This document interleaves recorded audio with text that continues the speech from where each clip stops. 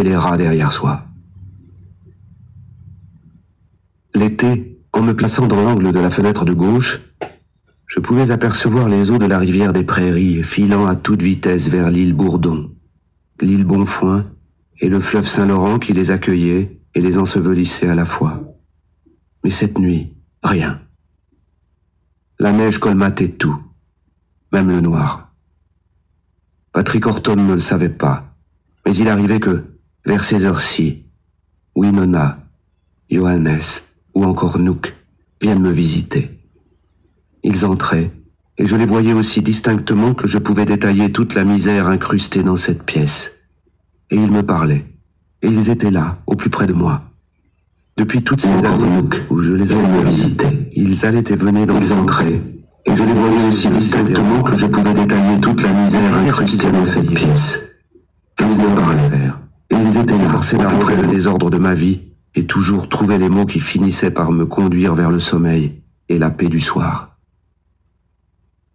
Chacun à sa façon, dans son rôle, ses attributions, m'épaulait sans jamais me juger, surtout depuis que j'étais en prison.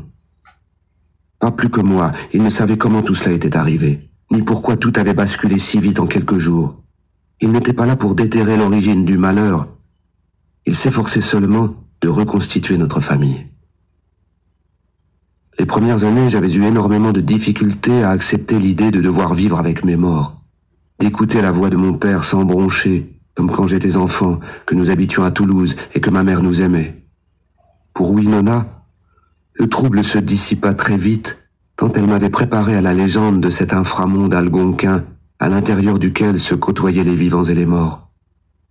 Elle disait souvent qu'il n'y avait rien de plus normal que d'accepter ce dialogue avec les défunts qui vivaient désormais dans un autre univers. Nos ancêtres poursuivent une autre existence. Et si on les enterre avec tous leurs objets, c'est pour qu'ils puissent, ailleurs, poursuivre aussi leurs activités. J'aimais bien la fragile logique de ce monde bricolé d'espérance et d'amour. On expédiait ces outils attachés à leurs propriétaires défunts et censés pouvoir fonctionner pour peu qu'ils fussent électriques, sur tous les voltages et toutes les prises secteurs des mondes invisibles.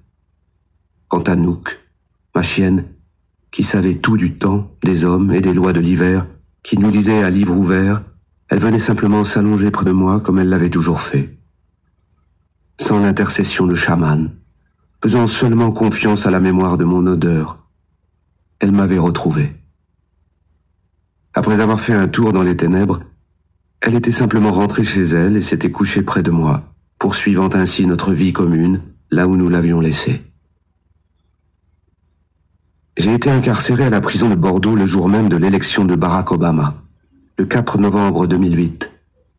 Ce fut pour moi une longue et éprouvante journée avec mon transfert au tribunal, l'attente dans les couloirs du palais, ma comparution devant le juge Lorimier qui, malgré un interrogatoire plutôt bienveillant, semblait n'avoir en tête qu'une foule de préoccupations personnelles, la plaidoirie fantomatique de mon avocat dépressif qui m'appelait Janssen, m'inventer un lourd passif psychiatrique, donner l'impression de découvrir mon dossier ou de plaider celui d'un autre, l'attente du verdict, son énoncé mâchonné par Lorimier, le quantum de la peine, 2 ans ferme, qui se perd dans la mémoire du prétoire, la pluie diluvienne pendant le voyage du retour, les embouteillages, l'arrivée à la prison, l'identification, la fouille déplaisante, 3 dans une cellule grande comme un garage à vélo. Ferme ta gueule, ici tu fermes ta gueule.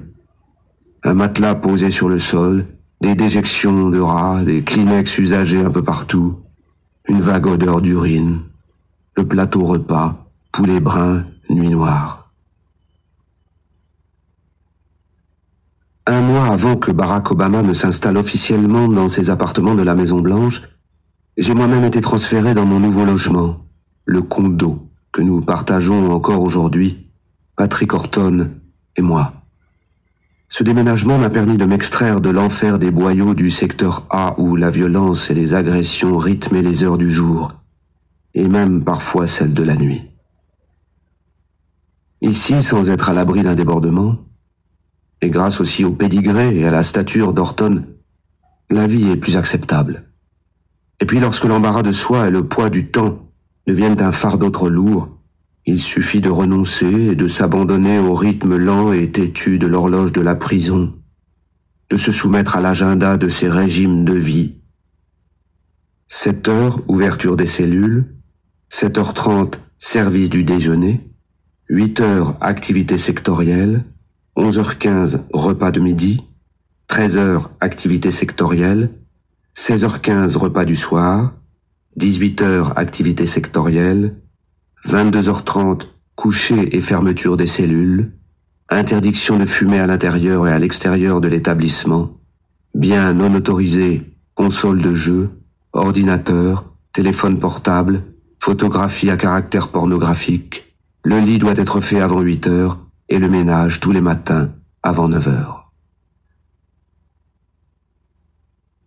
C'est un sentiment très étrange pour moi de devoir être à ce point encadré et déresponsabilisé.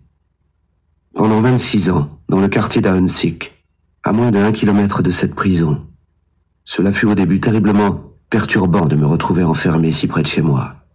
J'ai exercé le métier très exigeant de superintendant, une sorte de concierge magicien, de factotum de première main capable de remettre en ordre et de réparer tout un petit monde précis, un univers complexe fait de câbles, de tubes, de tuyaux, de jonctions, de dérivations, de colonnes, d'évacuations, d'horodateurs, un petit monde joueur qui ne demandait qu'à partir en vrille, poser des problèmes, créer des pannes à résoudre d'urgence à grand renfort de mémoire, de connaissances, de techniques, d'observation et parfois d'un peu de chance.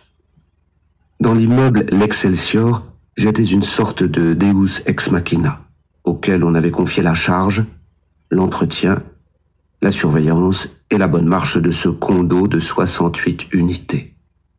Tous les résidents étaient propriétaires de leur appartement et jouissaient d'un jardin agrémenté d'arbres et de massifs, d'une piscine chauffée, gorgée de 230 000 litres d'eau purifiée au sel, d'un parking souterrain immaculé avec son espace de lavage, d'une salle de sport, d'une entrée avec salon d'attente et de réception, d'une pièce de réunion dite forum, de 24 caméras de surveillance et de 3 vastes ascenseurs de marque Kone.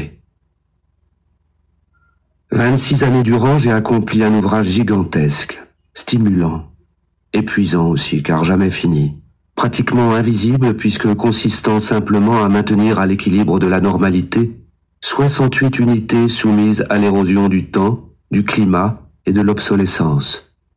9500 jours de veille, de guet, d'intervention, 9500 jours d'investigation, de vérification, de tournée sur le toit, de virer dans les étages, 104 saisons à aussi parfois sortir de mes prérogatives pour aider des seniors, consoler des veuves, visiter des malades ou même accompagner les morts comme cela s'est produit à 2 reprises. Je crois que l'éducation que m'a transmise Johannes Hansen, pasteur protestant de métier, n'est pas étrangère à l'abnégation dont j'ai dû faire preuve durant toutes ces années pour maintenir l'ensemble de l'ouvrage à flot. Exercer ainsi, pratiquer dans le retrait, accomplir quotidiennement des tâches ingrates avec sérieux et minutie, ne me paraissent pas contraires à l'esprit de la réforme tel que Johannes le défendait dans ses églises.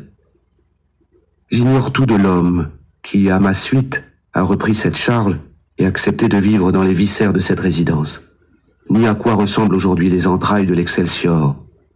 Je sais seulement que ce petit monde imaginatif de 68 unités, capable de produire une infinie combinaison de pannes, de soucis et d'énigmes à résoudre, me manque énormément.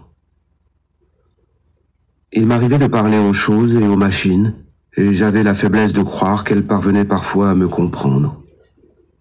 Aujourd'hui, il me reste Horton, Sadan et Sébiel. Moi qui ai si longtemps administré et régenté la bonne marche de l'Excelsior, je suis désormais contraint de me conformer à l'émollient régime de vie de mon nouveau condo. 8 heures activité sectorielle, 16h15 repas du soir, 21h celle du Health, 22h30 coucher et fermeture des cellules. Ce matin, dès son réveil, Patrick a appelé le gardien et demandé un rendez-vous d'urgence avec le dentiste. Il le redoute davantage qu'un raid sauvage des bandidos. Sa joue avait enflé dans la nuit et la douleur le rendait électrique. Il allait et venait en tous sens dans la cellule comme un insecte prisonnier d'un bocal. Ça t'emmerde pas de faire mon lit ce matin? J'ai vraiment trop mal à cette salope de dents. Je tiens ça de mon père. Lui aussi avait des dents pourries. C'est la génétique, il paraît. Quoi? Ben, j'en sais rien, fais pas chier avec tes questions à la con. C'est pas le jour, putain de chien de dentiste. En plus, il paraît qu'il a la tête de cinglé de Nicholson. Quelle heure il est? Cet enculé doit être encore chez lui en train de se branler devant ses cornflakes de merde. Je vais te dire, il a intérêt à me soigner first class, Nicholson, sinon crois-moi, je l'ouvre en deux, ce fils de pute. Quelle heure il est, bordel? Pour Patrick, surtout quand il souffre d'une molaire, le monde se divise en deux catégories d'individus bien distinctes. Ceux qui connaissent et apprécient les vocalises des bielles entrecroisées des Harley-Davidson, et ceux bien plus nombreux, béotiens des isolastiques, qui méritent d'être ouverts en deux. Ce matin, je dois avoir un entretien avec un certain Gaëtan Brossard, un fonctionnaire de l'administration pénitentiaire chargé d'instruire les dossiers de remise de peine avant de les transmettre au juge. J'ai déjà rencontré Brossard il y a 3 ou 4 mois. Son physique dégage quelque chose d'apaisant et son visage taillé dans un moule de Viggo Mortensen le conforte dans son rôle de contrôleur bienveillant.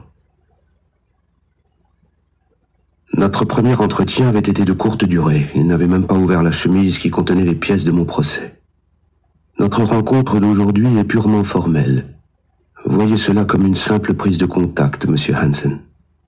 Au regard des faits graves que vous avez commis, il ne m'est malheureusement pas possible d'examiner ou d'envisager, à ce stade, une quelconque remise en liberté, même assortie d'un contrôle.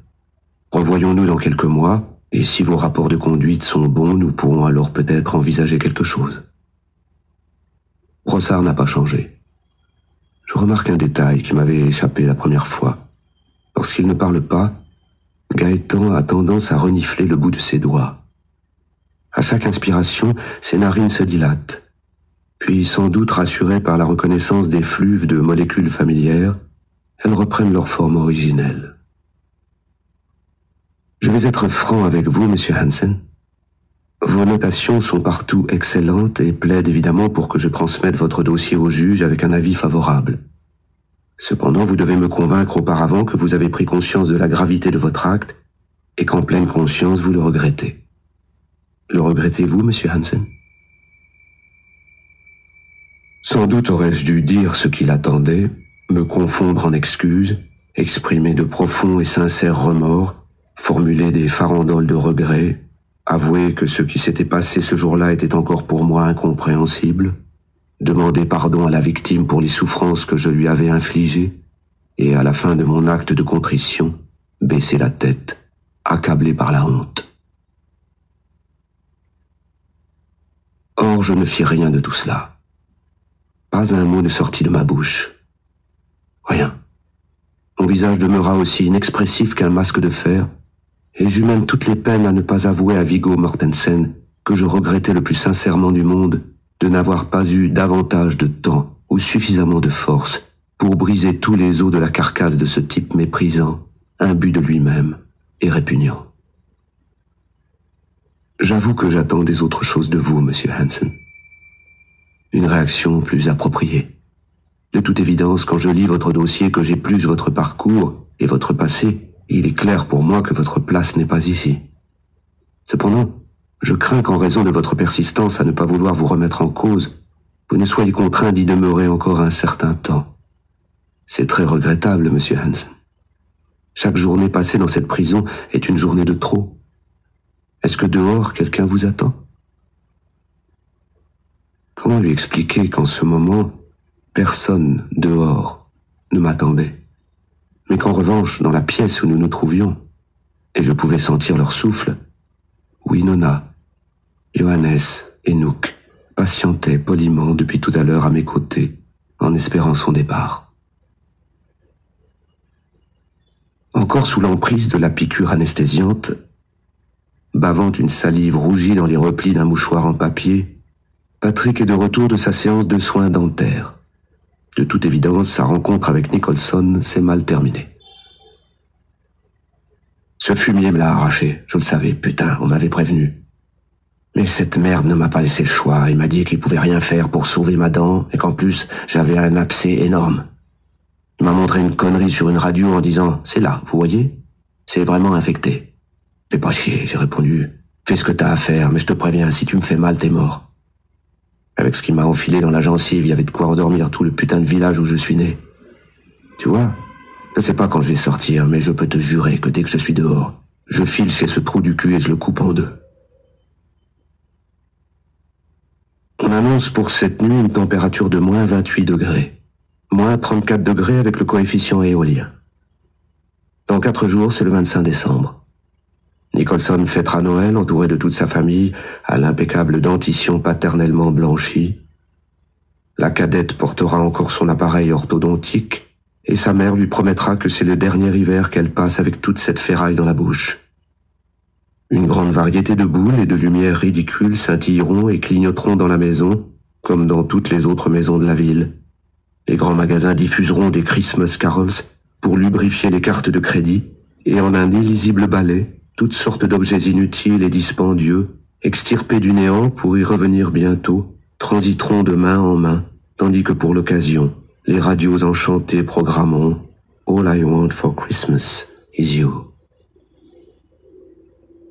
Ici, la nuit venue, un prêtre déclassé viendra dire en vitesse une messe réglementaire pour les amateurs de génuflexion, et sans y croire vraiment, promettra à chacun d'être un jour assis à la droite de son Créateur, avant de filer au plus vite respirer l'odeur juvénile d'une chorale d'enfants de chœur.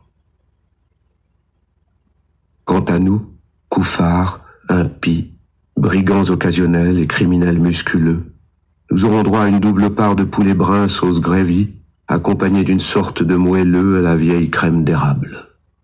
En commençant mon assiette, le plus sérieusement du monde, je souhaiterais un joyeux Noël à Patrick. Tout en mâchonnant sa volaille soumise, il me répondra « Fais pas chier avec tes conneries. »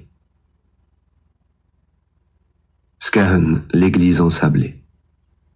Je suis né à Toulouse, le 20 février 1955, aux alentours de 22 heures, à la clinique des teinturiers. Dans la chambre que l'on m'a attribuée, 2 personnes que je n'ai encore jamais vues me regardent dormir. La jeune femme allongée à mes côtés, qui semble revenir d'une soirée, renversante de beauté, souriante, détendue malgré l'épreuve de l'accouchement, c'est Anna Margerie, ma mère. Elle a 25 ans.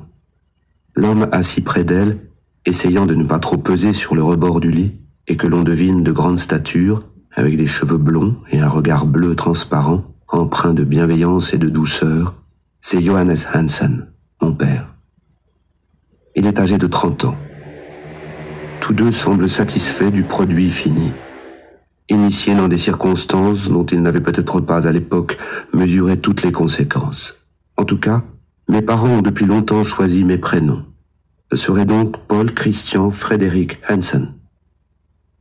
Il est difficile de faire plus danois.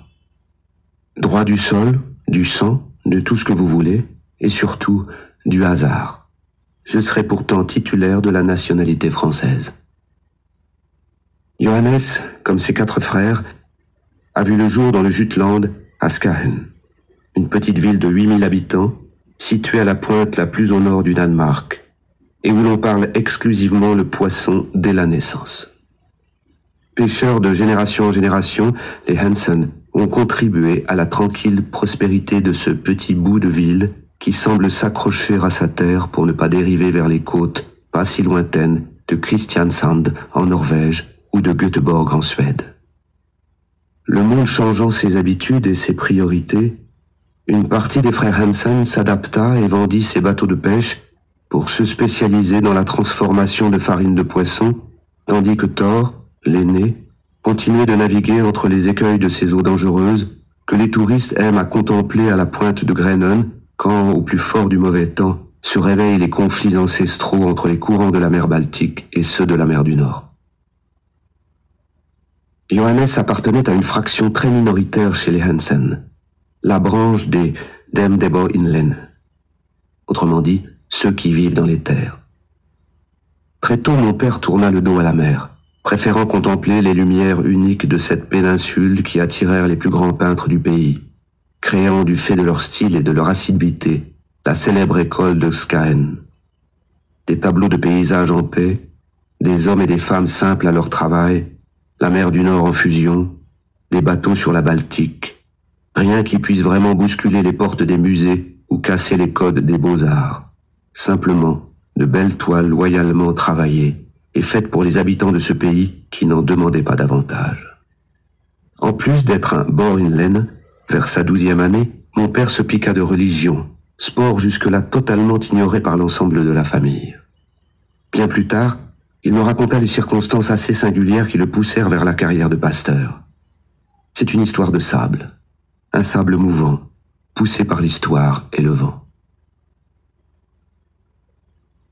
À l'extrême nord de la péninsule, un peu à l'écart de la ville, au XIVe siècle, une église dédiée au patron des marins fut construite à quelques pas de la mer.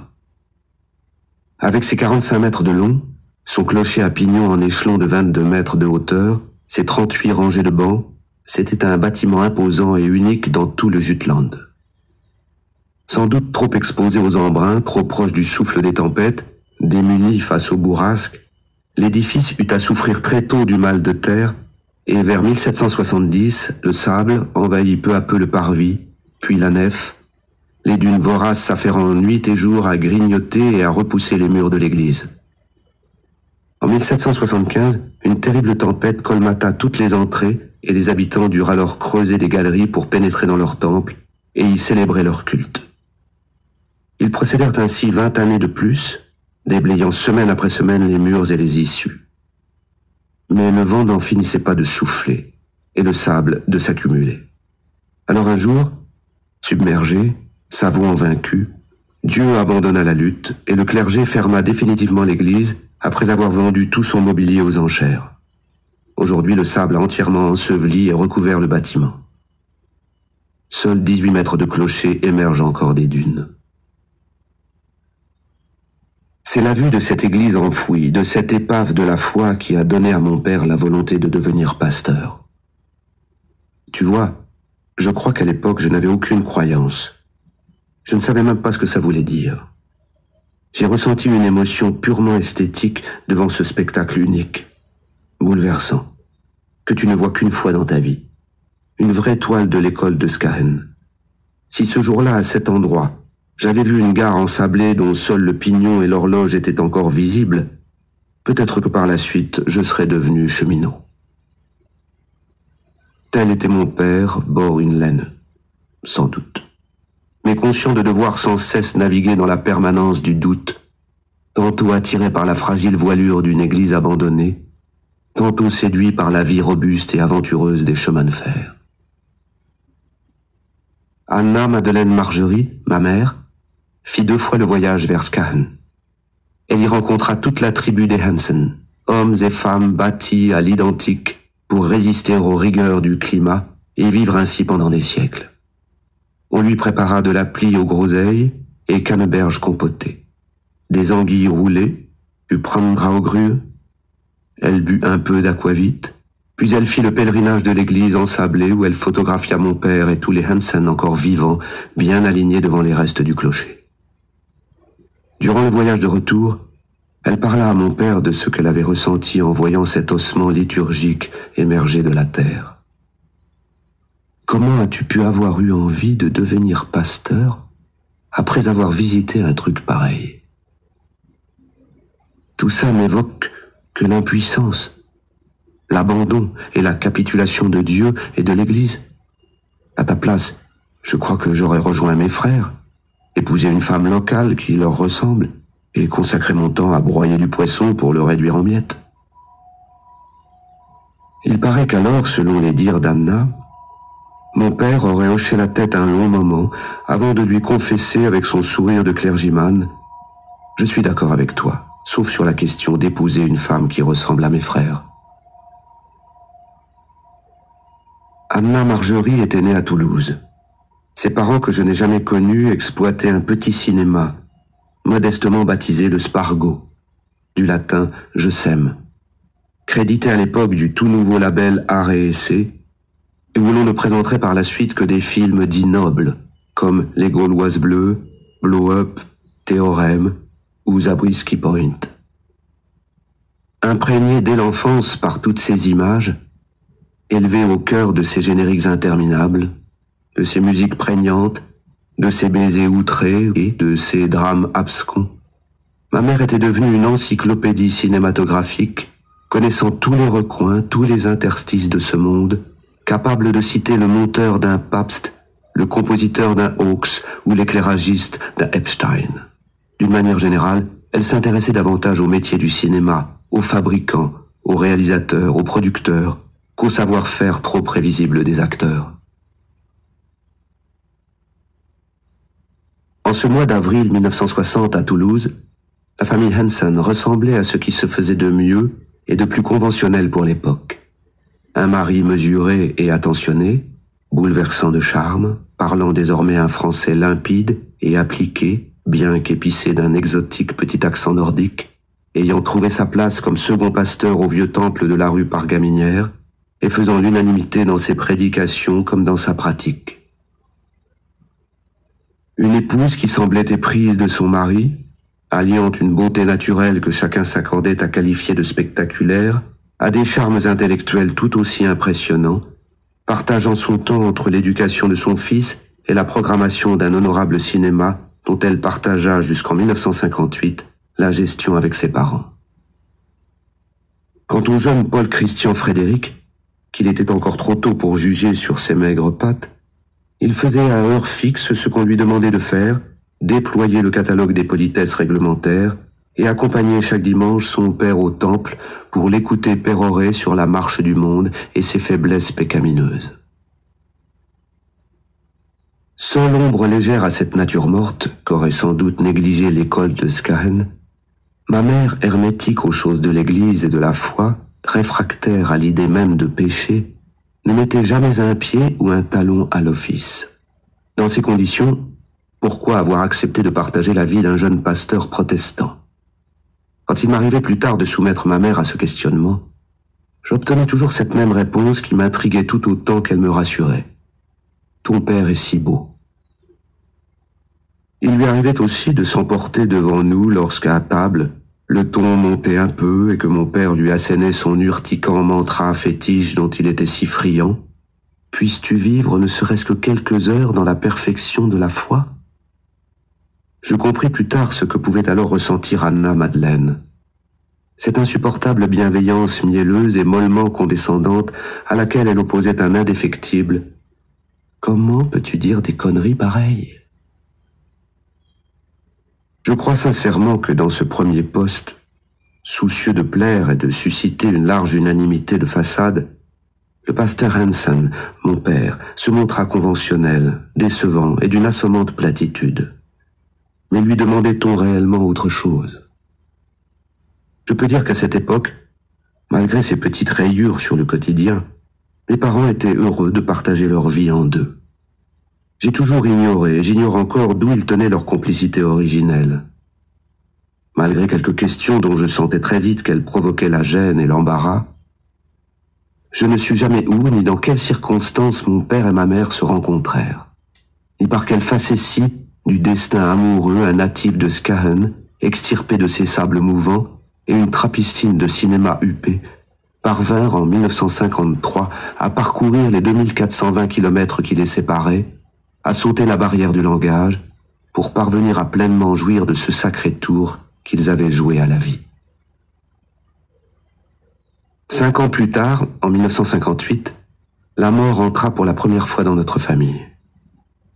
Au cœur d'une nuit de l'été, soumise à un choc d'une grande violence, la DS-19 noire des parents d'Anna se disloqua sur l'une des plus belles nationales de ce pays, cette route du sud bordée de platanes majestueux, dont les fêtes, se rejoignant en voûte, tissent avec leurs larges houppiers une délicate et protectrice ombrelle.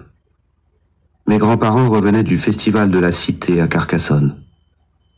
Dans la chaleur du soir, emprisonnés derrière les tours et les remparts, ils étaient allés voir la chanson de Roland, spectacle épique de 9000 vers, joué et mis en scène par Jean Deschamps. Charles le Roi, notre empereur Magne, 7 ans tout plein est resté en Espagne. Peut-être sont-ils morts avec ces mots en tête, ces phrases rebondissant dans leur boîte crânienne sous l'effet des chocs successifs. ces scansions accrochés, agrippés à leur mémoire, tournant en boucle comme un disque rayé. Vers 1 heure du matin, le téléphone sonna et une onde de douleur et de chagrin envahit brutalement l'appartement. Il va de soi que tout ce que je rapporte ici m'a été raconté plus tard par mes parents, car je ne conserve aucune image, aucun bruit caractéristique de ces moments qui pourtant bouleversèrent notre famille.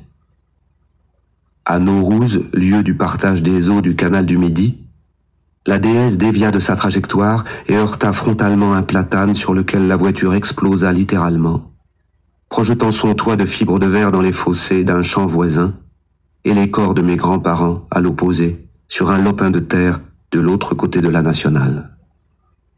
Dans ce lieu dit où les eaux affluent et se séparent, en ce point de partage des mondes, il y a 2 immenses pierres, séparées seulement de quelques centimètres. La légende prétend qu'à l'instant où ces 2 blocs se rejoindront, adviendra la fin du monde. Cette nuit-là, ils conservèrent leur espacement et pourtant les Margeries entrèrent dans la fin des temps. Ils furent enterrés selon le rite catholique après un office célébré à la cathédrale Saint-Étienne, auquel bien sûr mon père assista, ému sans doute, mais attentif surtout à l'esbrouffe de la pompe, à la rouerie de la liturgie et au tour de passe-passe de la concurrence. Le Spargo avait perdu ses créateurs, mais hérité d'une nouvelle administratrice à temps plein, ma mère, qui semblait prête et bien armée pour écrire une nouvelle histoire de son cinéma.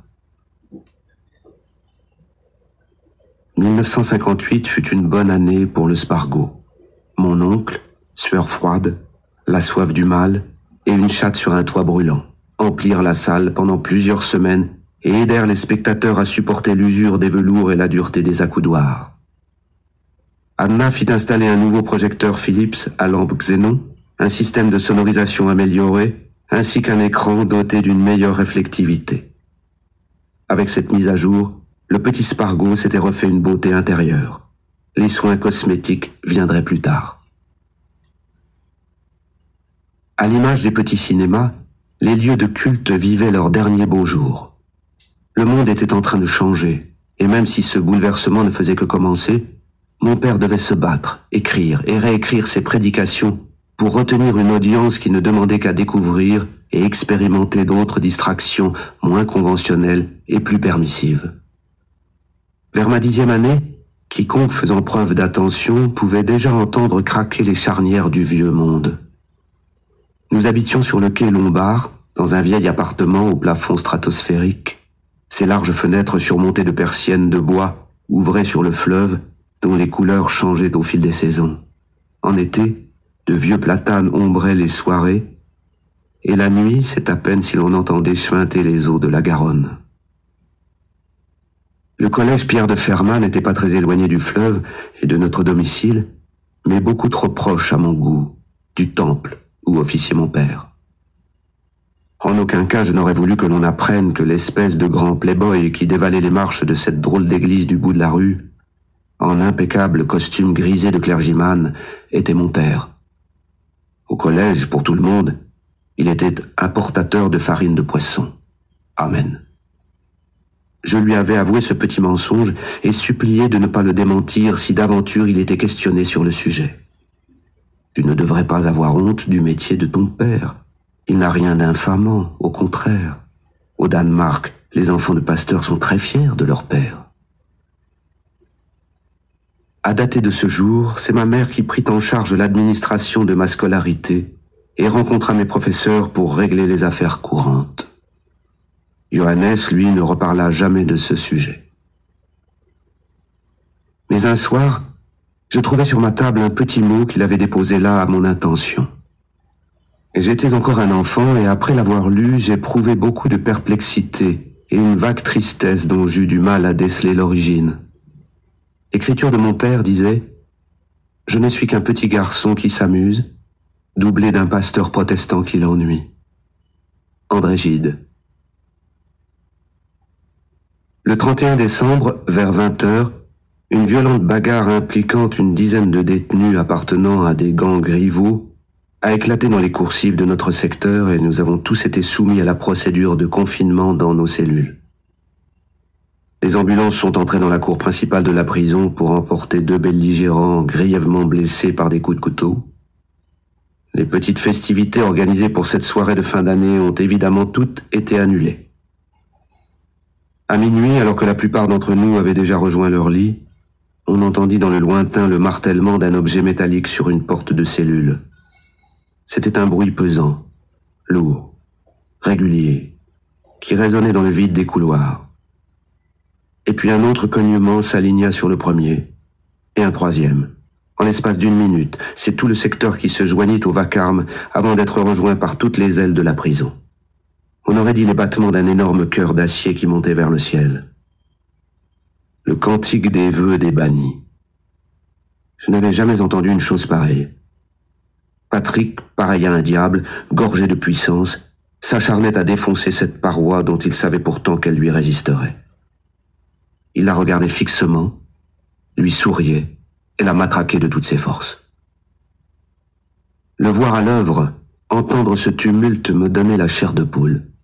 En vérité, nous tapions en chœur sur bien des choses différentes, sur des souffrances qui nous étaient personnelles, sur le mépris que nous devions endurer, sur nos familles absentes, sur des juges désinvoltes, des dentistes pressés, et tout un monde mal défini que Patrick Horton, tôt ou tard, de toute façon, se chargerait de couper en deux. En cette première nuit de l'année 2010, nous étions simplement devenus une horde d'encagés, pareils à des tambours, dans le ventre blasé de cette prison figée dans la glace, tout au bord de la rivière gelée. Peu à peu, comme si une main invisible baissait le potentiomètre du son, les battements s'atténuèrent avant de disparaître dans le noir. Cette nuit-là, il n'y eut aucune ronde. Les surveillants restèrent entre eux, et nous, avec le quantum de nos peines, moins 1 année. Aujourd'hui, nous sommes le 3 janvier 2010. Demain, cela fera 14 mois que je suis enfermé dans ce bâtiment. Patrick est en train de dessiner. De dos, on dirait un enfant penché sur son ouvrage, appliqué à reproduire un fragment de monde avec l'entier de ses formes et de ses couleurs. Patrick dessine souvent. Des compositions naïves, des paysages, des visages, et bien sûr, des motos qu'il s'acharne à reproduire avec le plus de réalisme possible. Parfois, comme un collégien, il décalque ses sujets et peut passer ensuite 1 ou 2 heures à les recopier et les colorier avec ses crayons. Voir ainsi ce colosse assassin donner le meilleur de lui-même pendant ses tâches puériles a un côté touchant, mais aussi sacrément angoissant, tant il interroge sur les méandres merdeux de l'âme humaine. J'ai repensé à ton histoire l'autre jour avec le psy. Tu t'y es mal pris. Tout en suivant avec 1000 précautions sur sa feuille le fil ténu de son trait, Patrick m'instruit des conduites à tenir face à un évalvateur. C'est pas compliqué, tu lui dis juste ce qu'il veut entendre. Des trucs simples. Je regrette à mort ce que j'ai fait, et je reconnais que j'ai dépassé les limites. En plus, j'ai aucune excuse. J'avais des putains de parents nickel qui m'ont pas élevé comme ça. Voyez, je crois que la prison m'a fait du bien. Ici, j'ai appris le respect, et on m'a remis les yeux en face des trous. Je crois que je suis prêt à sortir et faire une vraie formation. J'aimerais bien conduire des bus. Si tu sens pas le bus, tu le remplaces par ce que tu veux. Ce qu'il faut, c'est que l'autre saucisson soit content, qu'il ait l'impression que tu t'es mis en slip devant lui et que t'es prêt à servir. Tu vois bien le truc. La règle est super simple. Tu dois le convaincre que t'as rien dans le calcif. Lance-moi la gomme. Putain, je parle et à chaque fois je déborde. Toute peine confondue, durant ce qui est encore une jeune vie, Patrick Horton a déjà fait 5 années de détention. Pour ma part, j'ignore quand je sortirai d'ici. 2 années de prison pour la faute que j'ai commise me paraît être une peine proportionnée à la mesure de l'importance du délit, qui n'est, selon moi, ni gravissime, ni anodin. Mais dans mon cas, un problème majeur m'empêche de mettre en application le théorème d'Horton. Si je n'ai aucun problème à franchement regretter, ni déplorer mon geste pour peu qu'il ait été commis sur un citoyen lambda, je le trouve en revanche totalement pertinent lorsqu'il s'applique à la victime précise que j'ai agressée.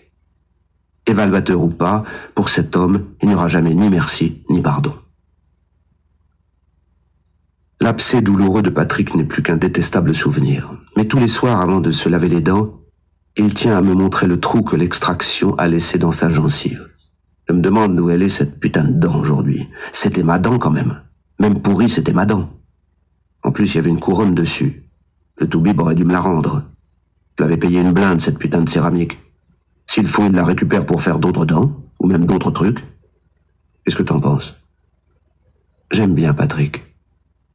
Mais il est imprévisible, et peut parfois exprimer des idées farfelues, ou manier des concepts totalement insensés. Quelques jours avant Noël, je l'ai vu engager une longue et sérieuse conversation avec un de nos gardiens, qui semblait d'ailleurs appartenir à la même famille de pensée que lui, expliquant qu'il avait un copain capable de tordre les fourchettes à distance. Et devant son auditeur qui semblait subjugué, mimant la scène, il affirmait qu'il avait vu de ses propres yeux l'ustensile se tordre sur la table comme un spaghetti. Ça s'appelle la psychokinèse. Je me suis documenté dessus. Mon copain, ça fait des années qu'il pratique. En fait, il peut pas déplacer des trucs. Je veux dire les faire aller d'un côté ou de l'autre. Ça, c'est impossible. En revanche, il tord n'importe quoi. Enfin, faut pas que ce soit trop épais non plus. La cuillère ou la fourchette, pas de problème. Mais un tournevis, par exemple, il peut pas. Je l'ai vu plusieurs fois se concentrer sur un putain de tournevis. Il peut y passer 1, voire 2 heures, rien. Et en plus, il finit crevé, épuisé, couvert de transpiration. Du coup, sa femme les lui cache, les tournevis. J'ai lu qu'en Inde, il y avait un mec comme lui qui était capable d'ouvrir des portes de frigo et de faire tourner les roues de vélo. Avec le temps, j'ai fini par m'accoutumer à ces étranges montées ortoniennes, ces imprévisibles fulgurances qui peuvent tout aussi bien s'éteindre rapidement faute de combustible adéquat ou d'interlocuteurs valables. À cette époque de l'année, la nuit tombe vers 16h30. C'est à peu de choses près le moment où l'on nous sert le repas du soir, où nous dînons de peu sans nous dire grand-chose. Ensuite tombe une brume de mélancolie sous la protection de laquelle chacun semble s'isoler. Ce sont les mauvaises heures de la journée. Ces fins d'après-midi où les gens du dehors sont heureux de revenir chez eux après avoir quitté leur travail, bravé la neige et le froid.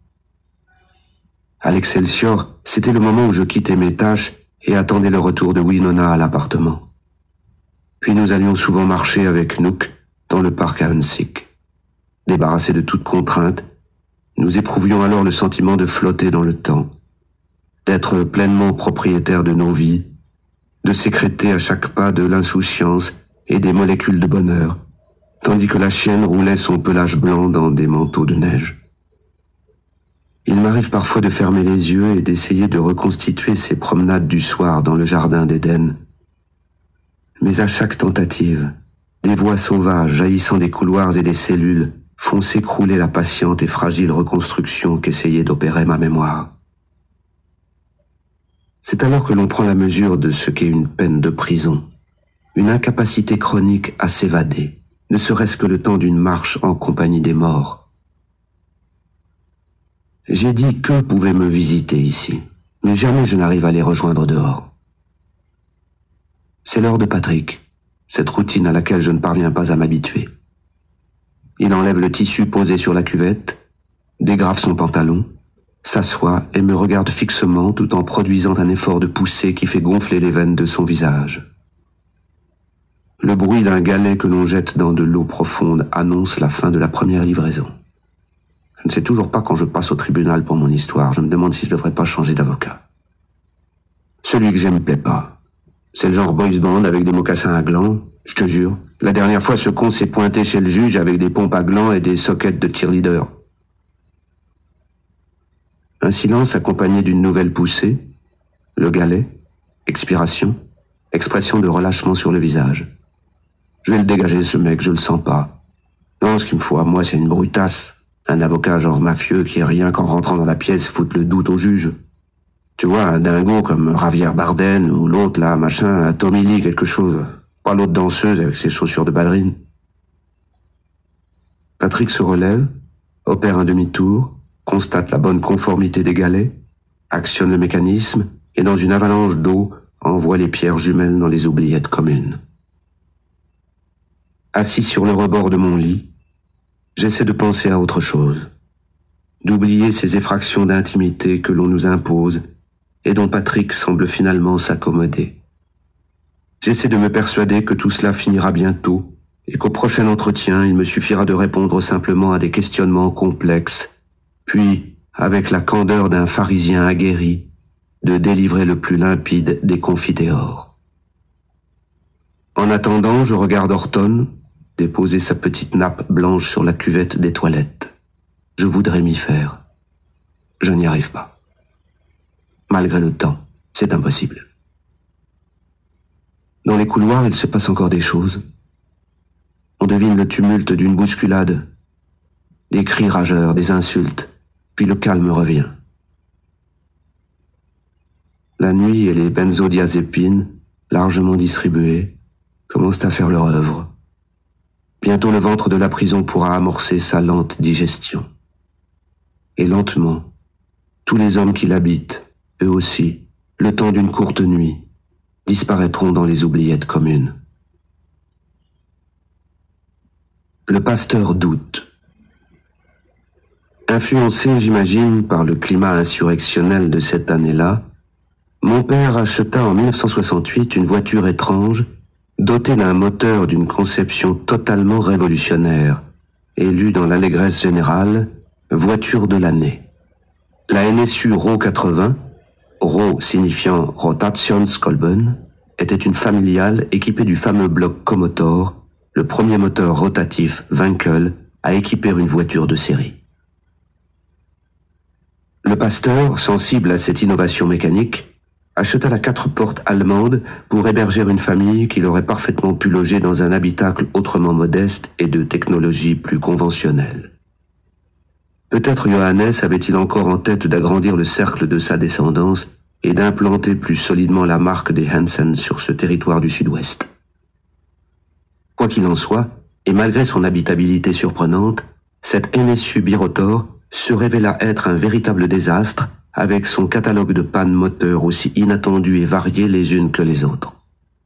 La RO 80, censée préfigurer la technique et l'inventivité du monde de demain, modéra ses ambitions, vit ses ventes s'écrouler et quelque temps plus tard, précipita à elle seule la faillite puis la disparition de la marque NSU, qui finit par être rachetée par Audi. En tout cas, l'arrivée dans notre famille de ce véhicule aussi couronné que mal né coïncida avec la détérioration des relations entre mon père et sa femme. Mais aussi entre le pasteur et son église. Durant tout ce printemps 1968, le Spargo dont on avait sommairement rafraîchi la façade vécut sous le souffle roboratif d'une nouvelle effervescence. À l'image de tous les autres corps sociaux, le petit monde du cinéma fut traversé par la tornade libertaire balayant les usines, les universités, les avenues d'un vieux monde encore chaussé de pavés. Et en entendant Godard prôner à Cannes la grève des pellicules et la fusion des luttes, ma mère, Anna Marjorie, se mua en égérie locale art et essai, rejoignit la lutte godardienne, bouleversa sa programmation et ouvrit la caverne de son Spargo à toutes sortes d'assemblées générales, organisant des débats à large spectre qui n'avaient pour unique contrainte que de se terminer tard dans la brume d'une nuit moite et enfumée de stimulantes critiques. Les après-midi, Anna programmait les films de l'année, Rosemary's Baby, La Partie, 2001 l'Odyssée de l'espace, Baiser volé, et le soir venu, Marx, Lénine, Trotsky, Mao et Bakounine tenaient le haut de l'affiche et les séances s'enchaînaient au gré de la marée des groupuscules qui électrisaient la salle et s'échinaient à démontrer leurs aptitudes respectives à conscientiser les masses. Ma mère m'amenait parfois assister à quelques-unes de ces réunions. À 13 ans, je découvrais une terre inconnue. J'étais fasciné par cette nouvelle langue de liberté que je n'avais jamais entendue jusque-là. Cette langue presque étrangère faite d'insolence, de fureur, d'irrespect, d'humour, qui bombardait la vie, à chaque instant, avec des phrases à réveiller les morts. Bien évidemment, je ne comprenais pratiquement rien de ce qui se disait, de ce qui se jouait là, mais je percevais la vibration originelle du sens, sa fréquence première. Cette sorte de Charles le Roi, notre empereur Magne, 7 ans tout plein est resté en Espagne. et cela tournait dans ma tête, comme peut-être ces vers dans celle de mes grands-parents après l'éclatement du toit de la DS-19. Dans le hall d'entrée du cinéma, Anna avait installé des grands panneaux d'affichage avec l'horaire des séances de cinéma, les thèmes des débats à venir, une foule de slogans qui s'entre-dévoraient et des messages à caractère informatif. Comment réaliser un cocktail Molotov? Une bouteille remplie de 2/3 d'essence, de 1/3 de sable, de savon en poudre et un chiffon imbibé d'essence enfoncé dans le goulot. Il y avait aussi des phrases magiques, inexplicablement familières, qui entraient en nous et y trouvaient immédiatement leur place. Colle-toi contre la vitre, parmi les insectes. Je ne l'ai jamais oublié, et pas davantage cet autre. Nous ne voulons pas d'un monde où la garantie de ne pas mourir de faim s'échange contre la certitude de mourir d'ennui. Et puis, sur cette grande écritoire, on pouvait lire des mises en garde plus ciblées, des Dazibao comme Godard le plus condé suisse pro-chinois, qui suscita de superbes échauffourées dans le hall et sur le trottoir entre communistes réputés révisionnistes et Mao Spontex, rejetons de bonne famille. Et enfin, il y avait la feuille 21-29-7, sans doute la plus discrète de toutes, punaisée sur le coin gauche du moins visible des panneaux, mais devant lequel un soir qu'il était venu nous chercher, moi et ma mère, mon père bloqua, tel un braque hongrois à l'arrêt. Comment penser librement à l'ombre d'une chapelle? Devant ce micro-libelle, le père et le mari s'évaporèrent instantanément dans l'éther, et c'est l'homme d'église courroucé, humilié, s'estimant trahi par les siens, qui au volant de sa Ro 80, doté de ce si subtil moteur rotatif inventé par Felix Heinrich Wenkel, 1902-1988, ramena toute sa petite troupe irresponsable dans son appartement du bord du fleuve. Je me souviens de tout ce qu'il advint cette nuit-là. Des mots que chacun employa pour bousculer les certitudes de l'autre, du volume des voix utilisées dans ce but, mais aussi de la moiteur étouffante de l'air, de l'odeur de limon qui remontait du fleuve et du bruit glaçant de la porte d'entrée quand mon père la claqua.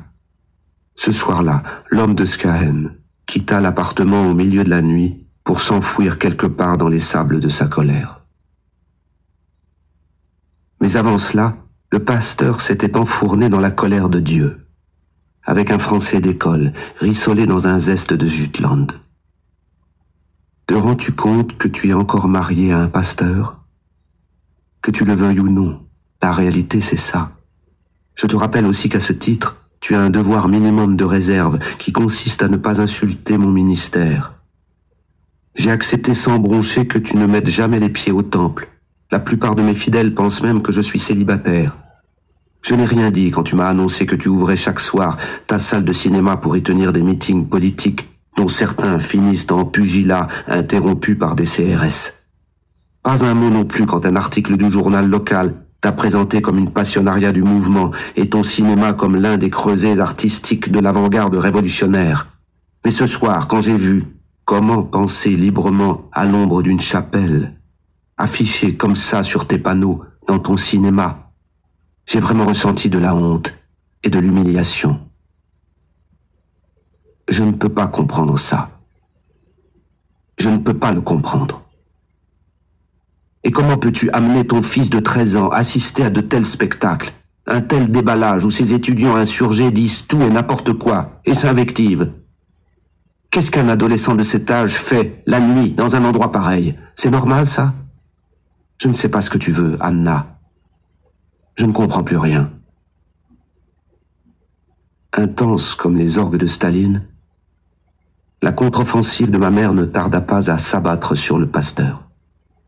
Peu ou prou, l'argumentaire d'Anna reprit celui des nouveaux combattants qui désiraient seulement reprendre le contrôle de leur vie, se déprendre des dieux et de leurs maîtres, redonner le pouvoir aux gens peuplant les usines, et pourquoi pas, à la fin des fins, jouir sans entrave. Pour un pasteur de l'époque, fût-il danois de Skahen, fils de pêcheur parmi les pêcheurs, nourri à la plie et à l'anguille roulée, élevé dans le respect et la tolérance, il faut reconnaître que la potion était violente, brutale et difficile à avaler d'une seule gorgée. C'est pourquoi ce soir-là, Johannes Hansen brisa l'échange, claqua violemment notre porte d'entrée, dévala l'escalier de pierre, monta dans sa voiture qui émit son bruit de moteur caractéristique et s'éloigna de sa famille en longeant les platanes du quai Lombard. Incapable, au fond, de démêler les filaments du bien et du mal, incapable de savoir quel serait le credo du monde à venir, incapable de déceler en lui cette nuit-là, ne serait-ce qu'une brindille de foi.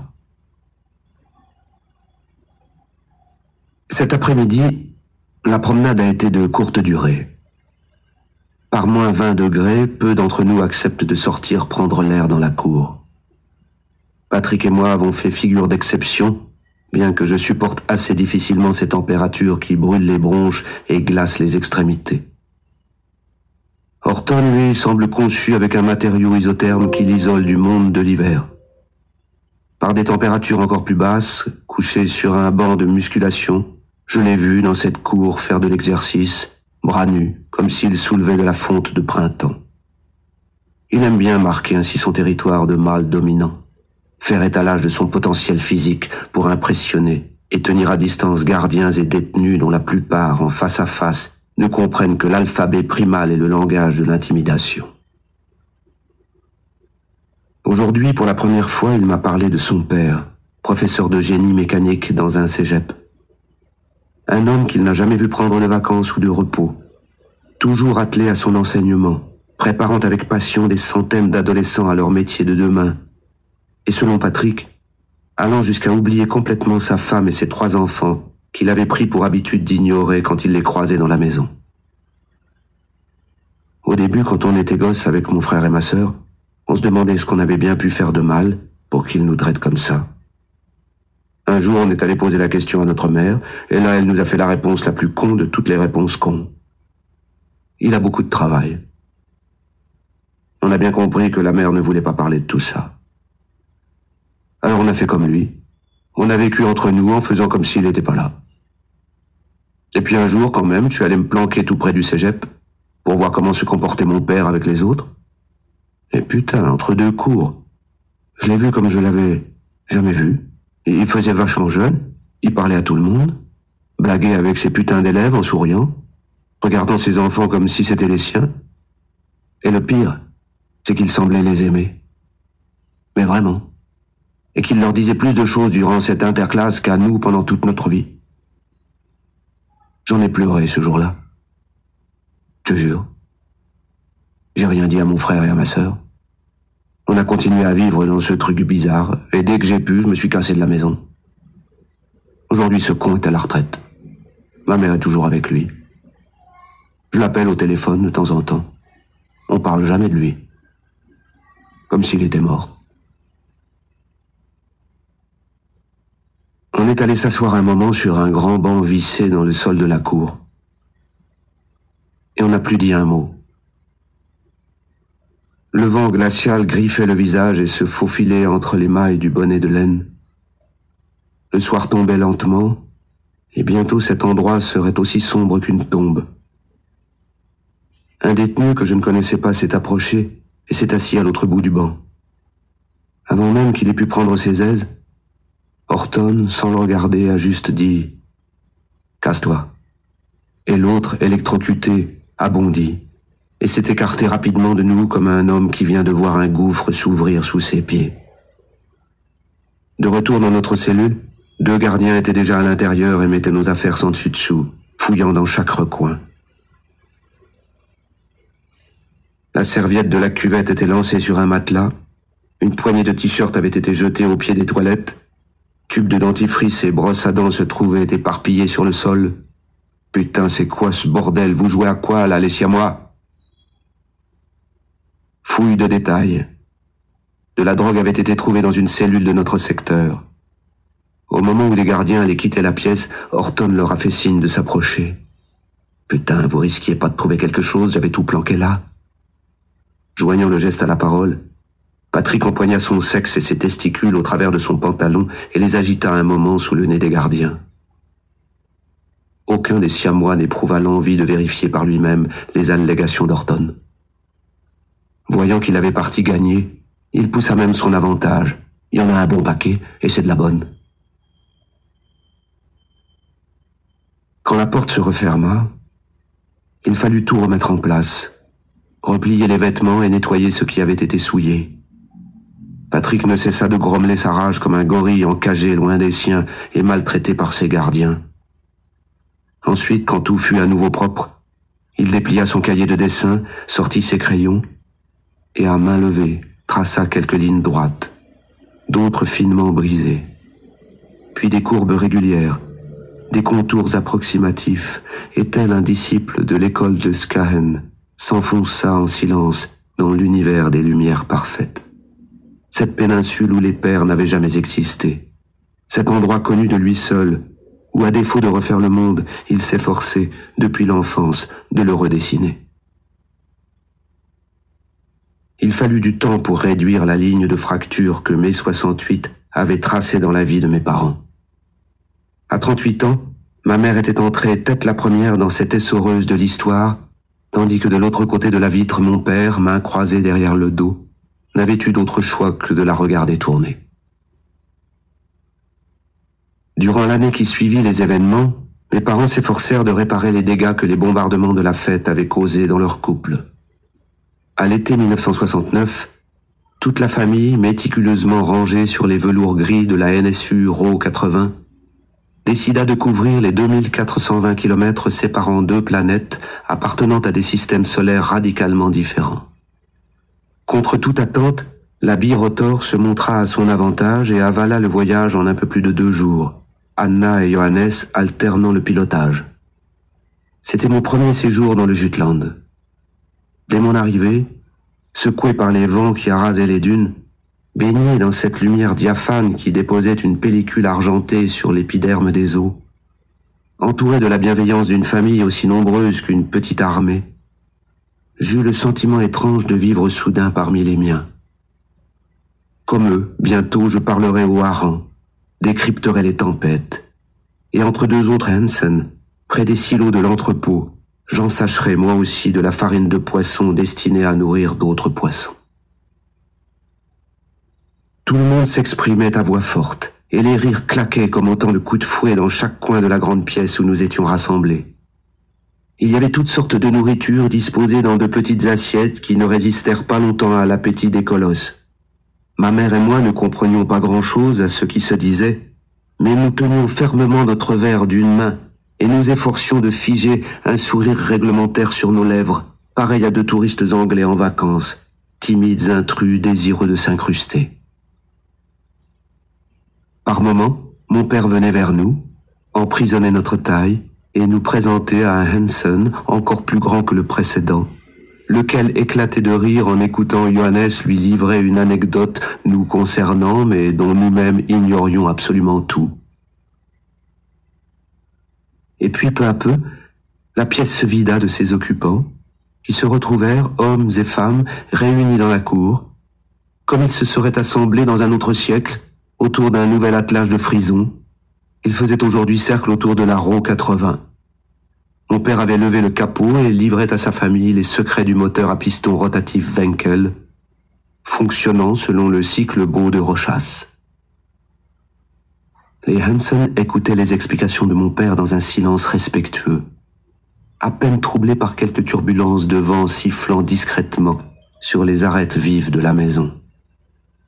On aurait dit une assemblée de fidèles captivés par la prédication d'un garagiste racontant la patiente et divine construction d'un monde parfait.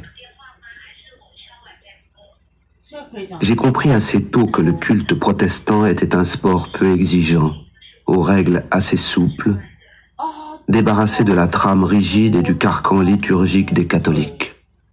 Chaque paroisse est libre d'organiser son office comme elle l'entend, rien n'est centralisé, et les pasteurs ne possèdent aucun véritable pouvoir. Ils commentent essentiellement des textes religieux ou font appel à des intervenants pour animer leurs rencontres hebdomadaires. C'est ainsi que le dimanche suivant notre arrivée, mon père fut invité par Henrik Glass, le pasteur de Skahen, à prendre place devant le microphone pour mener l'assemblée où bon lui semblerait. D'après ce qu'il nous résuma par la suite, Johannes commença par parler de la danse des sables poussée par ces vents venus de tous les coins du monde, ces bourrasques de nouveautés et de tentations qui érodent nos vies et insidieusement ensevelissent nos églises et notre foi.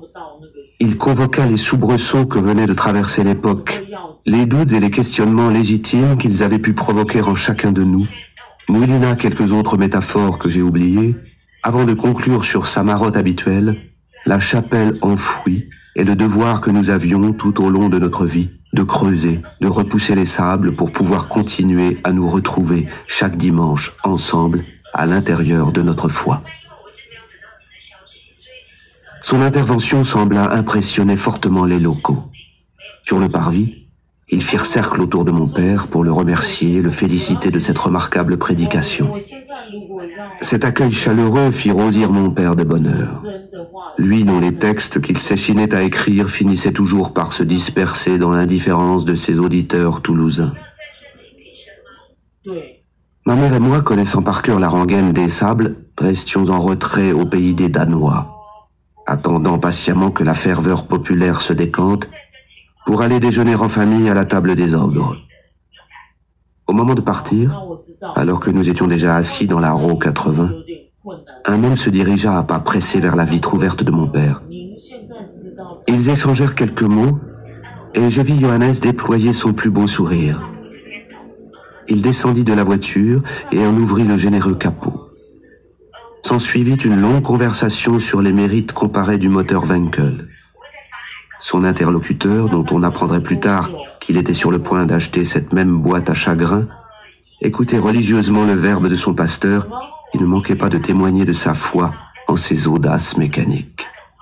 Ce jour-là, elle l'excitait davantage que les extravagances divines. Durant ce séjour dans le Jutland, à un âge embarrassant, je pris aussi conscience que ma mère plaisait aux Danois. Où que l'on aille, je voyais que son allure, sa plastique et la beauté de ses traits captaient l'attention des hommes. Il n'est pas facile pour un adolescent de 14 ans de constater qu'il a une mère sexy, devenant, du seul fait de ce seul mot, une femme qui échappe à l'enfance, sort de son registre, incarne quelqu'un de différent qu'il ne connaît plus et qui détient l'étrange pouvoir, tout en étant la femme du pasteur, d'exciter le désir des hommes parce qu'elle possède le mojo divin, ses attributs, cette somme magique, ces formes secrètes dont rêvent tous les types du monde. Elle avait 39 ans. Elle était ma mère. Mais j'allais devoir apprendre à connaître cette nouvelle femme qui allait désormais vivre tous les jours avec nous à la maison. Le séjour danois fut formidablement roboratif pour chacun d'entre nous. Mon père retrouva les odeurs de sa terre, le vacarme de ses deux mères et la chaleur de tous les siens. Ma mère se laissa envahir par la lumineuse bonté de ses paysages. Pour ma part, j'appris quelques phrases essentielles comme « Mangetak »,« Merci beaucoup »,« Jae ikke schulterlinge »,« Je n'ai plus faim »,« Jae shuni », « J'ai sommeil »,« Wo min far »« Où est mon père ?»« Der in Schmockpol »« C'est un beau bateau ».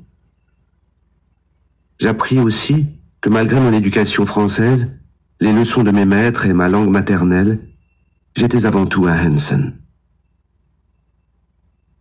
Il y avait en moi quelque chose d'indéfinissable qui venait de cet endroit et qui toujours m'y ramènerait. Allez savoir pourquoi, à 14 ans, je me mis en tête le jour venu de revenir ici mourir parmi les géants. Le voyage de retour ne ressembla en rien à l'initiale balade insouciante qui nous avait conduits jusqu'à la pointe de la péninsule. La première panne de la voiture eut lieu à Aarhus. Un long sifflement, de légers à-coups, et le moteur s'accorda une petite sieste de 3 heures. Un relais de commande de la boîte de vitesse semi-automatique. Un garagiste local remit les choses dans le sens de la marche, jusqu'à ce qu'une défaillance de la pompe à essence nous immobilise à Hambourg pour la nuit. Le lendemain, avec un équipement neuf, nous descendîmes vers Dortmund, où le concessionnaire NSU local nous vit arriver dans ses ateliers en remorque. Nous en repartîmes le lendemain en milieu d'après-midi, sans jamais connaître les causes de la panne. Le technicien allemand tenta bien d'expliquer en anglais l'origine de la défaillance d'un élément qui se cachait, semblait-il, quelque part sous la culasse. Le brave homme avait beau répéter Chattermarks ou encore Rotterhousing, en pointant fermement son index sur une partie haute du moteur, ni mon père ni ma mère ne comprenaient ce qui se cachait derrière ces grommellements et ce langage des signes. À court d'arguments, le garagiste employa alors un mot universel, et de plus commun à l'allemand, au danois et au français, garantie, ajoutant à plusieurs reprises « keine Geld »,« Nein, keine Geld », ce qui en langage plus élaboré signifiait « Vous avez acheté une voiture de merde », NSU, qui en a parfaitement conscience, fait jouer la garantie et prend en charge vos réparations. Vous n'avez rien à payer. Nein. Le millier de kilomètres restant fut couvert d'une traite, comme l'on avale une potion amère. Paris la nuit, la RN 20, Étampes, Orléans, Châteauroux, Limoges, Brive, Cahors, et au lever du jour, dans les lueurs d'une aube rose, la lente descente vers les plaines de la Garonne. En coupant le contact de la voiture garée tout près du quai Lombard, mon père passa sa main sur son visage et dit « Quel drôle de voyage !» Ma mère ouvrit la vitre passager et regarda vers le fleuve. Étrangement, malgré l'heure et les impédimenta de ce voyage harassant, ni l'un ni l'autre ne semblait pressé de quitter cette voiture pour retrouver l'ordinaire de leur vie, préférant prolonger encore un peu cette impression de complicité qui les avait unis tout au long de l'interminable trajet, se relayant derrière le volant pour parvenir ensemble à terminer une œuvre commune, revenir au pied de leur appartement, dont chacun redoutait secrètement qu'un jour ou l'autre, la porte palière ne claque à nouveau. « Chattermarks », dit mon père. « Rotterhousing », répondit ma mère en souriant. Et ils descendirent de la Roue 80.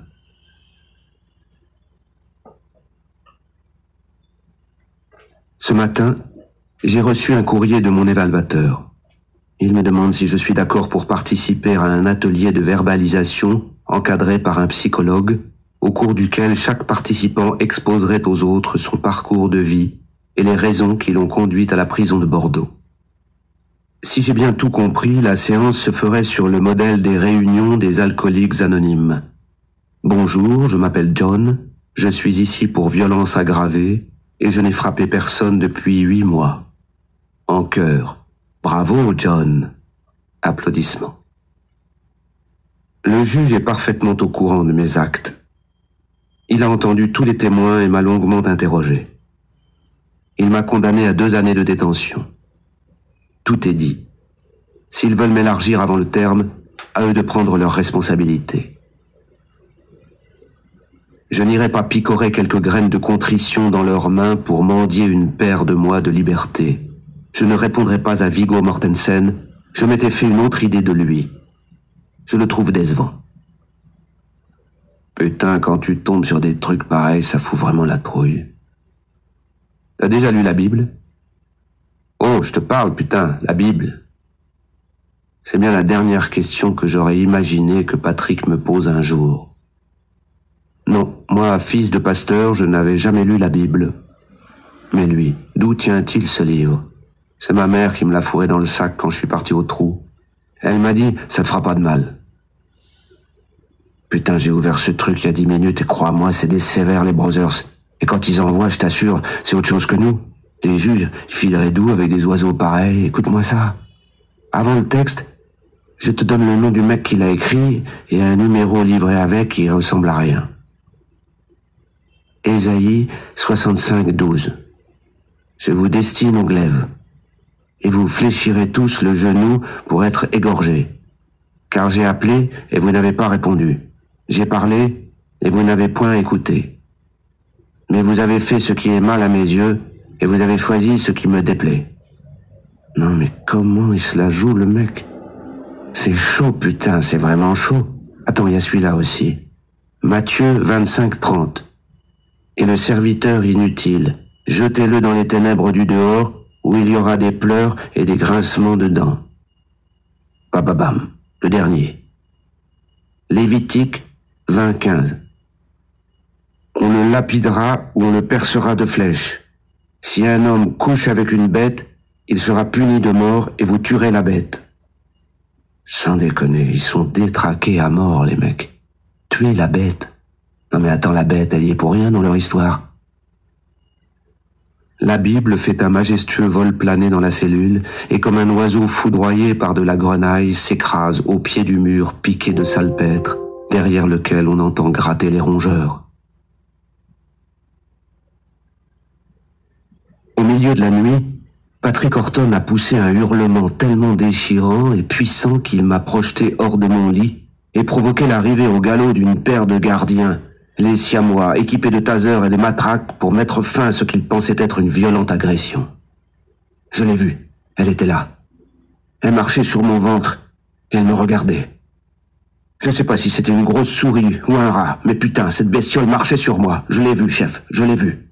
Faut me changer de cellule, je peux pas rester ici. Je supporte pas les rongeurs, vraiment, ça me rend malade. Faut que vous fassiez quelque chose, merde. Appelez le directeur, qui vous voulez, mais faites un truc. Fasciné devant le spectacle de l'effondrement d'un mythe, la chute d'un caïd, les gardiens essayaient d'expliquer qu'on ne peut pas réveiller le directeur pour une histoire de souris. La prison était une immense ratière où grouillaient depuis toujours toutes sortes d'animaux nuisibles. Tout le monde le savait. Et donc, même si on comprenait les choses, voilà, il n'était pas question de faire venir le patron pour ça. La Bible s'était vengée. Les Siamois prenaient le temps d'expliquer en détail l'état de la situation à Patrick, le redouté tueur des Angels. À 2 heures du matin, ils s'adressaient à lui avec cette même douceur, cette empathie raisonnée dont font preuve les mères lorsqu'il s'agit de calmer leurs enfants terrifiés aux portes d'un effrayant cauchemar en pleine nuit. Je peux pas, je m'en fous, je peux pas, sortez-moi d'ici. Si vous avez pas d'autres cellules, bouclez-moi à l'infirmerie. Sans déconner, je vais devenir dingue. Les rats, putain, je peux pas. Allez, foutez-moi à l'infirmerie. Si incroyable que cela puisse paraître, les gardiens ont passé un appel radio au type de garde à la salle de soins et fait un signe de tête à Horton. Pareil à un gosse dont on lève l'énorme punition, il a enfilé en vitesse un pull et un pantalon et sans un regard pour Esaïe, Mathieu ou pour moi, il a jailli hors de la cellule comme un type persuadé d'avoir la mort aux trousses. La profondeur des gorges. J'ai compris très tôt que mon père ne serait jamais un vrai Français, un de ces types convaincus que l'Angleterre a toujours été un lieu de perdition et le reste du monde une lointaine banlieue qui manque d'éducation. Cette difficulté qu'il avait à habiter ce pays, à le comprendre, à endosser ses coutumes et ses us, déplaisait à ma mère au point que leur conversation récurrente à ce sujet ravivait souvent d'autres points de friction.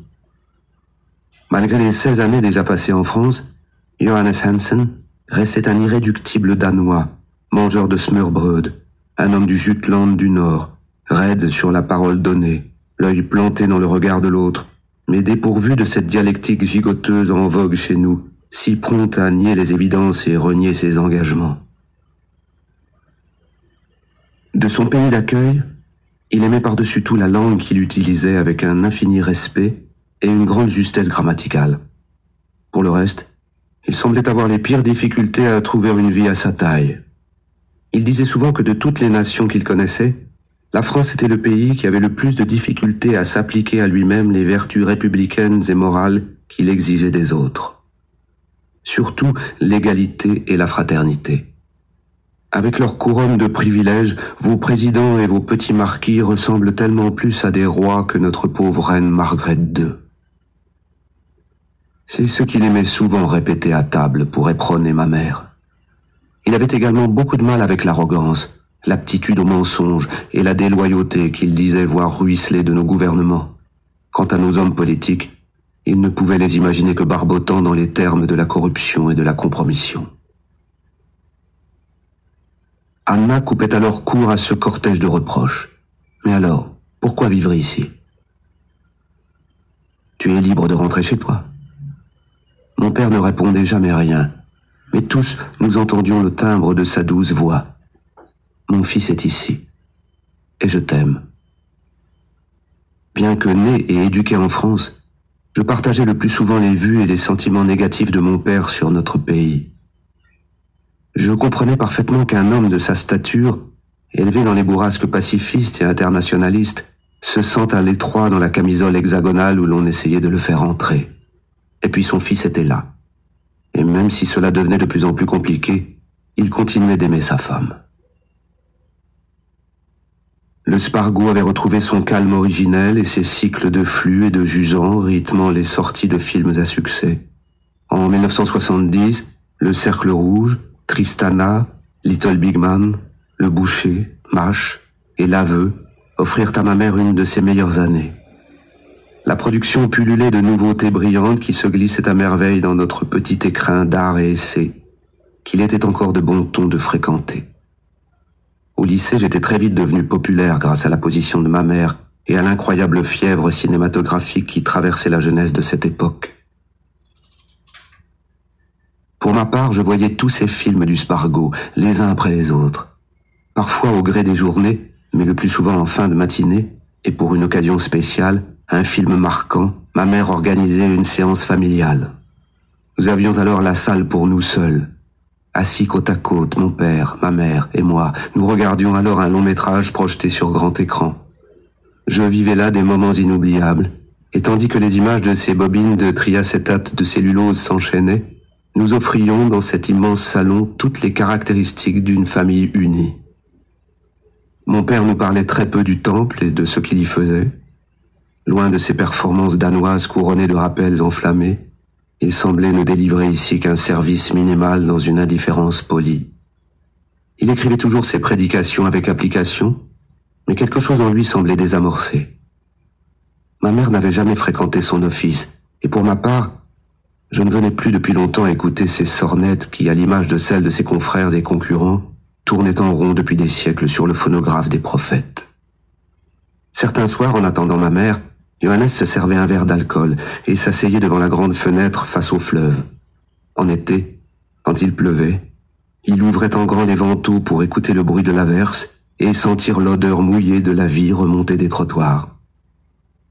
De la part d'un tel homme d'église à la fois mélancolique et parfois désabusé, on aurait pensé qu'il eût choisi Bach ou Handel pour poudrer ses soirées solitaires.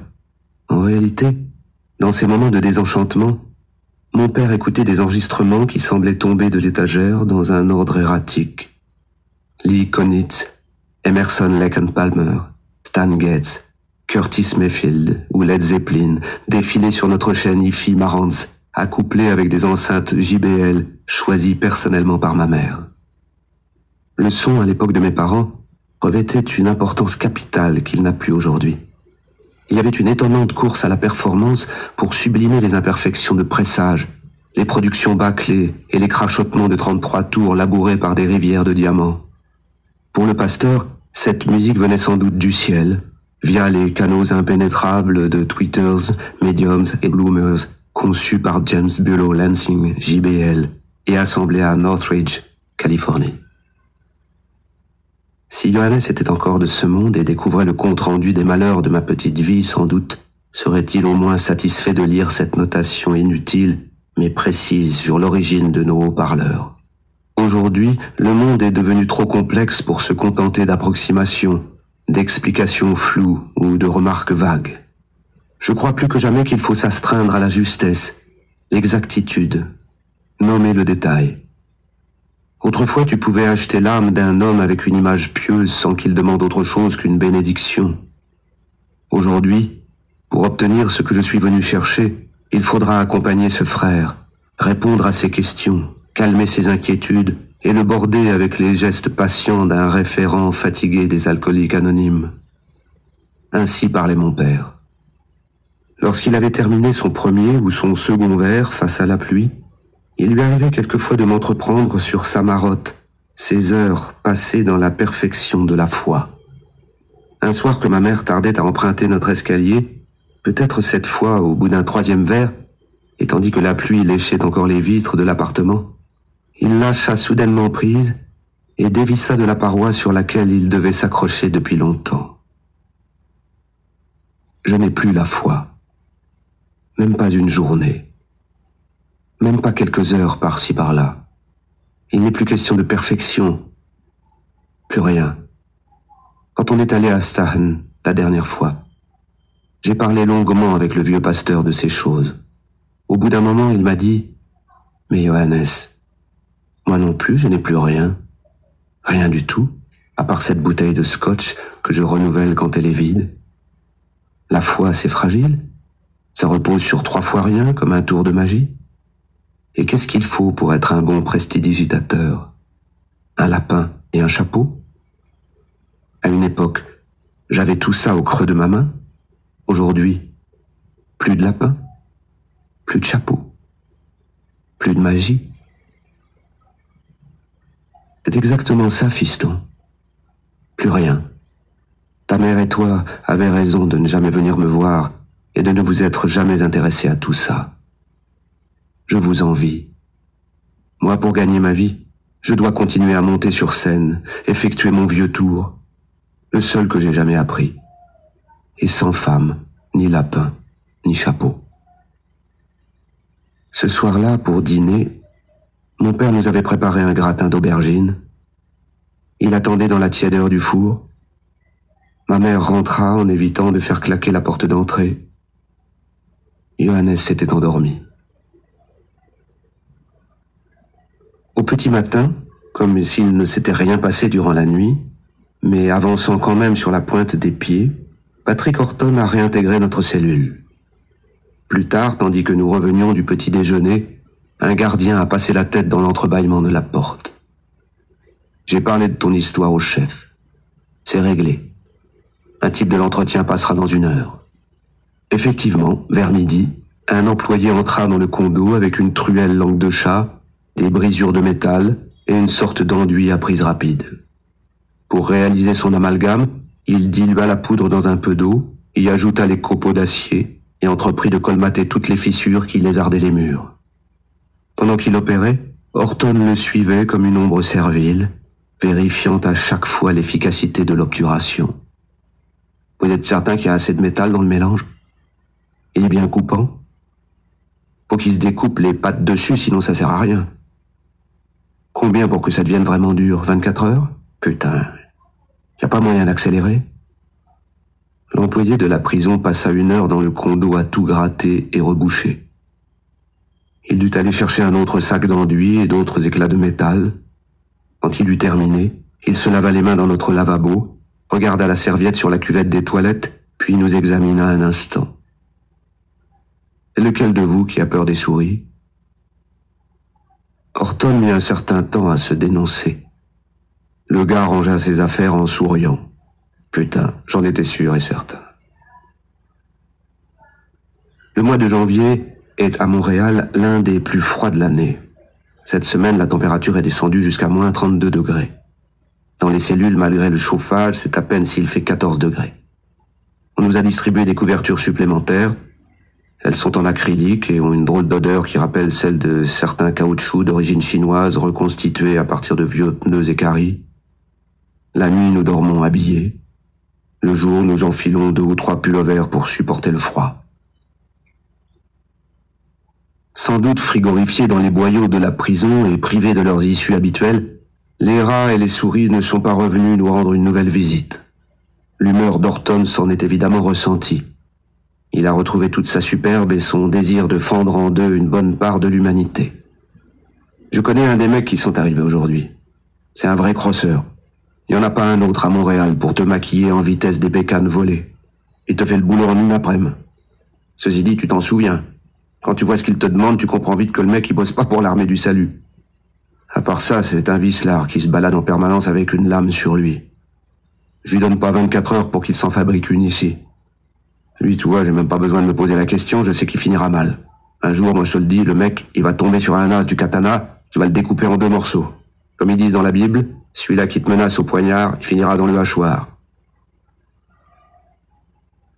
Sur ce, mon exégète préféré s'emmitoufla dans sa couverture et commença son tour de garde, vérifiant que, bardés de leur rame de métal, les issues d'entrée d'invisibles étaient toujours étanches.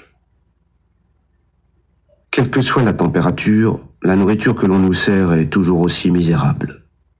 Aujourd'hui, nous avons eu des filets de poulet brun avec des petits pois dont les micro-ondes n'avaient que partiellement entamé la congélation. Souvent, dans ces moments de dépression gustative, en prison le repas est un des moments importants de la journée, je ne pensais pas au plat de ma mère que je n'ai pas le souvenir d'avoir vu cuisiner des produits frais, mais aux savoureuses plis de Skahen préparées par mon grand-père Sven et servies avec des érelles qui mariaient en bouche leur sève sucrée et salée. Ce soir, il fait tellement froid que je n'arrive pas à dormir. J'écoute les canalisations craquer et les hommes tousser. Parfois de longues quintes remontent de cellules situées à un autre étage. Ces bruits déformés et atténués par la distance font penser à des cris ou des plaintes de bêtes sauvages. Mon père est passé tout à l'heure. On a parlé de choses et d'autres, et il a habilement glissé la RAW 80 dans le fil de notre conversation. Il se demandait notamment ce qu'était devenue cette voiture quand il avait quitté Toulouse à la fin de l'année 1975. Je connaissais la réponse, mais j'ai préféré la garder pour moi. Je savais qu'elle lui aurait fait de la peine. Oui, Nona et Nouk nous ont rejoints un peu plus tard. Ce fut un moment de paix. Nous sommes restés tous ensemble, morts et vivants, serrés les uns contre les autres pour tenter de nous apporter mutuellement ce dont nous manquions cruellement, un peu de chaleur et de réconfort. L'enfermement a une odeur déplaisante. Des remugles de macération de mauvaises pensées, des effluves de sales idées qui ont traîné un peu partout, des relents aigres de vieux regrets. L'air libre, par définition, n'entre jamais ici. Nous respirons nos haleines en vase clos, des souffles communs chargés d'éclats de poulet brun et de sombres projets. Même les vêtements, les draps, les peaux finissent par s'imprégner de ces exhalaisons auxquelles on ne s'habitue jamais. Au retour des promenades, quand l'air du dehors s'arrête au seuil des tourniquets, la transition est à chaque fois brutale, et une vague nausée se charge aussitôt de nous rappeler que nous vivons et respirons dans un ventre qui nous charrie continuellement, longtemps nous digère avant, le moment venu, de nous expulser pour se libérer plutôt que pour nous rendre la liberté. L'obtention de mon baccalauréat à l'âge de 18 ans ne se fit pas sans mal. Je ne dus mon salut qu'à une séance de repêchage où l'on dénombra un grand nombre de noyés. Bien loin des largesses de mai 68 où chacun reçut son diplôme sur simple présentation d'un certificat de domicile, l'Académie de Toulouse, au cours des années suivantes, releva sensiblement ses exigences et ses standards d'acceptation. Mes bonnes dispositions en sport, en géographie, ainsi qu'un peu de débrouillardise dans quelques matières adjacentes, m'autorisèrent à présenter mon dernier Ausweis scolaire au pasteur et à m'entendre dire dans la langue de Hans Christian Andersen et avec une certaine solennité « Min son er stolt deg », que l'on pourra toujours traduire par « Mon fils, je suis fier de toi ». En vérité, je n'ai jamais véritablement su si le demi-blond, le jeune mulâtre que j'avais parfois l'impression d'incarner aux yeux de mon père, ne lui faisait pas regretter de n'avoir pas épousé une authentique Skahenienne qui aurait pensé danois, aimé danois, mangé danois, nagé danois, baisé danois et enfanté un robuste nourrisson danois dont chacun aurait vanté la force et la beauté, mais qui, pourtant, sitôt ouvert les yeux, aurait murmuré à ses proches admirateurs « Smeer er som skugge, den er deg bergenster, eller mindre ». La flatterie est comme l'ombre, elle ne vous rend ni plus grand, ni plus petit. J'aurais parfaitement compris que Johannes, le pasteur qui disait 100 fois la loi, rêve parfois le soir en regardant l'averse de ce petit surgeon qu'il n'avait jamais eu. L'université m'accueillit comme un immigré surnuméraire, et l'UER de géographie crut bon de m'enseigner que le Danemark, avec ses 42 924 km², était le plus petit État de Scandinavie, pour peu que l'on oublie de lui adjoindre ses satellites, le Groenland et les îles Féroé qui lui appartiennent, et en font alors un mastodonte de 2 210 579 km². J'aime la géographie des voyages, celle que l'on traverse à pied, à hauteur d'homme, instruit par les déclivités, la fatigue des jambes et le caprice des cieux. beaucoup moins celle des livres enluminés de graphes et de data. Mon séjour au campus se résuma donc en une suite de va-et-vient désinvoltes, de contrôle de mes connaissances, de séances de polycopiés entrecoupées d'interminables journées de cinéma, qui le soir venu me rendaient au mien illuminé mais fourbu. À la maison, les choses suivaient leur cours, érodant chaque jour davantage la patience de l'une et l'amour de l'autre. L'appartement du quai de Lombard était empli de cette atmosphère où les marques d'indifférence finissent par se fondre dans les couches de poussière. Le pasteur continuait de préparer les repas et ma mère de rentrer tard. Ils dînaient le plus souvent chacun de leur côté, en horaire décalé. Anna tenait les comptes de ses recettes, anticipait ses programmations et profitait sans façon du monde tel qu'il se présentait. Johannes, lui, s'efforçait de tenir son rang, d'écrire en silence sur la parole de Dieu, bricolant l'apparence des illusions, improvisant un petit tour de prestidigitation avec ce qu'il avait sous la main, mais toujours sans le moindre chapeau, ni le plus petit lapin. L'année 1975, celle de mes 20 ans, marqua la fin d'un monde, le nôtre, celui des Hansen, celui de ces gens du Nord et du Sud qui avaient fait tant de kilomètres et tellement de sacrifices intimes pour s'allier, appris des langues inconnues, acheté d'improbables véhicules, baisé n'importe comment à leur façon, l'un fermant les yeux, l'autre pas, fait un enfant sans trop savoir pour qui ni pourquoi, prêché la part de Dieu, programmé celle du diable, et comme on leur avait fait promettre, balayer tous les jours les sables qui s'accumulaient devant leurs portes, tout cela enduré jusqu'à l'os pour finir séparé, détaché, disjoint, déchiré et rompu. Le 24 avril de cette année-là, en fin de matinée, victime du mauvais goût de la mode, mais aussi de son âge et surtout du réajustement brutal du prix du pétrole, la dernière déesse sortit des usines Citroën du quai de Javel. Ce fut un enterrement industriel, une cérémonie qui ne tirait généralement que peu de larmes. Étaient présents ou s'étaient fait représenter les officiels de la marque, les officiels de l'État, les officiels de la presse et sans aucun doute mes grands-parents, debout quelque part dans cet atelier où l'on produisait cette voiture et avant elle de grandes quantités vénéneuses d'hypochlorite de sodium. Les Marjorie avaient tenu à être présents à ces funérailles pour assister à la disparition du dernier représentant de ce qu'ils considéraient comme être une longue lignée d'assassins. Ils n'avaient rien oublié de l'accident de Maurouze et encore moins pardonné quoi que ce soit. Plus tard, lorsque j'ai repensé à la mise en liquidation de la famille Hansen, sans être capable d'en cerner l'analogie, je l'ai toujours associé à la faillite des Citroën, la vente de leur marque, leur exil de Javel. Et pourtant, si nous avons disparu de notre quai Lombard et du bottin des familles, ce fut en grande partie à cause d'un certain Gérard Damiano. Ce natif du Bronx, catholique convaincu, ex-assistant de cabinet de radiologie, devenu ensuite coiffeur de quartier, qui avec 25 000 $ récoltés auprès de bienfaiteurs appartenant à des paroisses du crime organisé, se mit un jour en tête de réaliser le deuxième vrai film pornographique produit par le cinéma américain professionnel. Le scénario et les dialogues tenaient sur un confetti. L'histoire reposait exclusivement sur les prodiges bucco-pharyngés de l'héroïne Linda Lovelace, entourée d'acteurs amateurs prêts à donner généreusement de leur personne.